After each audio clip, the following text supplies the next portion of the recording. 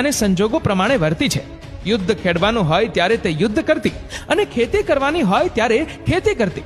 પોતે જે વિસ્તારમાં ગઈ છે તે વિસ્તારમાં ખૂબ મહેનત અને મજૂરી કરીને પોતાની પ્રતિષ્ઠા જમાવી છે. તે કદી વિકટ પરિસ્થિતિમાં પાછી પડી નથી. કુશળતા વાપરીને તેણે રસ્તા શોધ્યા છે. જેમ જેમ વાતાવરણ બદલાતું રહ્યું તેમ તેમ વાતાવરણને અનુકૂળ બનતી રહી છે. તેણે કોઈ જગ્યાએ અકારણ હુમલો કરીને કોઈનું પડાવી લીધું હોય, લોકોની હત્યાઓ કે કતલ કરી હોય તેવા કિસ્સા જોવા મળતા નથી. પણ જ્યારે તેમના પર હુમલો થાય છે ત્યારે તેણે દ્રઢતાથી તે હુમલાઓનો સામનો કરીને જીત મેળવી છે.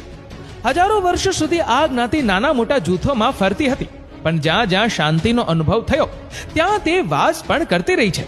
જ્યારે અસલામતી લાગે કે અશાંતિ થાય ત્યારે રસાલા સાથે બીજી સલામત જગ્યાએ તેઓ સ્થળાંતર કરતા. જૂના જમાનામાં અનર્થ પ્રદેશ યુદ્ધો વિનાનો શાંતિવાળો પ્રદેશ હતો. સરસ્વતી જેવી પવિત્ર